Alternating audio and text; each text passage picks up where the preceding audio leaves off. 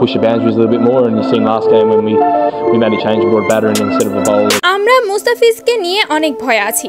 চেন্নাইয়ের বিপক্ষে মাঠে নামার আগেই একই বললেন হায়দ্রাবাদের ক্যাপ্টেন প্যাট কামিন্স। তিনি বলেন ফিজ একজন ভালো মানের বোলার, তার কাটার ভেলকিতে বিশ্বের সব বড় বড় ব্যাটারগণও পরাস্ত হয়, আর তাই সেজন্যই আমরাও অনেক ভয়ে আছি ফিজের জন্য। দর্শক, বিস্তারিত জানতে ভিডিওটি না টেনে শুরু থেকে শেষ পর্যন্ত দেখুন। 28 তারিখ রোজ শনিবার রাত 8:30টায় শুরু হবে টান টান উত্তেজনা ভরপুর হাই ভোল্টেজ ম্যাচ চেন্নাই বনাম হায়দ্রাবাদ।